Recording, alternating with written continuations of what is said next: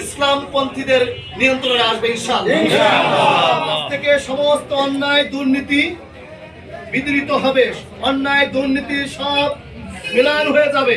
কাজেই যারা বিভিন্ন সময় ওই আগের কায়দায় আবার ভয়ভীতি দেখানোর জন্য চেষ্টা করতেছেন, আমরা তাদেরকে বিনয়ের সাথে বলতে চাই, 24-এর বিপ্লব শহীদ আবু সাইদ হাত উঁচু করে শহীদ হয়েছে।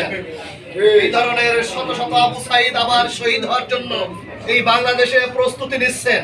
কাজেই কেউ যদি চোখ রাঙিয়ে কোনো মতে ভয়ভীতি দেখে ক্ষমতা আসার জন্য কেউ যদি স্বপ্ন দেখে, তাহলে আমরা সেই সব ভাইদেরকে বলবো, বিনা কারণে আর স্বপ্ন দেখে ঘুম হারাম করেন না। বাংলাদেশের জনগণ সচেতন, এদেশের ইসলাম পন্থীরা জেগে উঠেছে, এদেশের যুবকেরা জেগে উঠেছে। ইনশাআল্লাহ আগামী দিন এই দেশ আমাদের সিনিয়র মুরব্বী যারা আছে তাদের পরামর্শের ভিত্তিতে এবং আমাদের যুবকদের সাহসী ভূমিকার পরে দাঁড়িয়ে ইনশাআল্লাহ এই দেশ আমরা পরিচালনা করব ইনশাআল্লাহ।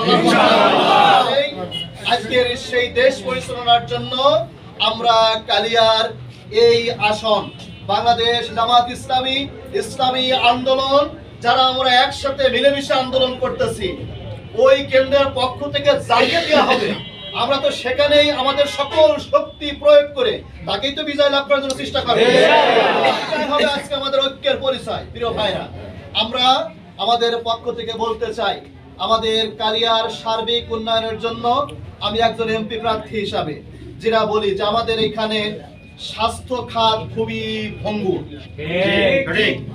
এখানে আধুনিক মানের কোন হাসপাতাল নেই, আধুনিক মানের একটি হাসপাতাল প্রতিষ্ঠা করা প্রয়োজন। এখানে কোনো অনার্স কলেজ নেই, আমাদের সন্তানদের লেখাপড়া করার জন্য একটা অনার্স কলেজের খুবই প্রয়োজন।